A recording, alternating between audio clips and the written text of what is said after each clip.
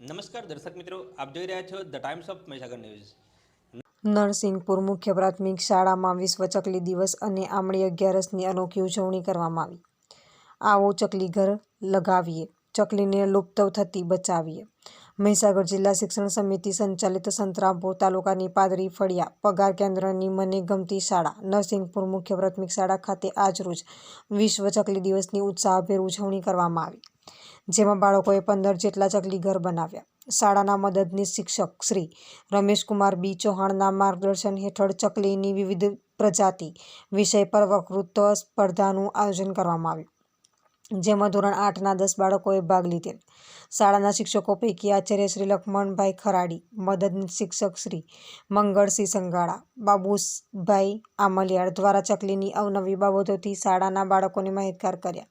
બાળકોએ બનાવેલ ચકલી ઘરને બાળ સંસદ અને બાલવૃંદના મંત્રીઓ અને વર્ગ શિક્ષક સાથે મળીને શાળાના કેમ્પસમાં વિવિધ જગ્યાએ મૂકવામાં આવ્યા।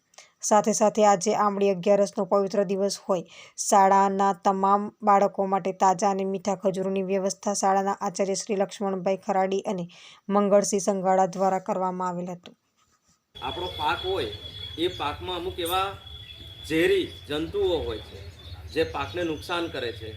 એ પાકને નુકસાન કરતા જંતુઓને ખાઈ જાય છે। એ રીતે પણ આપણને ચકલી ઉપયોગી છે। પેલી એક કહેવત છે ને, અહીં જેવી રીતે ચકલી ચી ચી કરે એમ આખા ભારત દેશમાં પણ ચી ચી કરે। કાગડાઓ વિશે કહેવત છે, કંઈક કશુંક થાય ને તો કે કાશીમ જાઓ તો એ કાગડા કાળા। એટલે ચકલીઓ એવી જ છે, આખા વિશ્વમાં પણ એની સ્થિતિ એવી જ છે। તો આપણે દર વર્ષે પર્યાવરણ અંતર્ગત ચકલી દિવસની ઉજવણી કરીએ છીએ। તમે જોયું જ છે કે માળાઓ છે, આ વખતે પણ આપણે જે ચકલી દિવસના માળાઓ છે એનો વધારે ઉમેરો કરીએ છીએ। અને 5મા ધોરણની આગળ જ મેં હમણાં જોયું છે કે ચકલી તૈયારીમાં તાજેતરમાં એનો માળાનું જે નિર્માણ કરી રહી છે।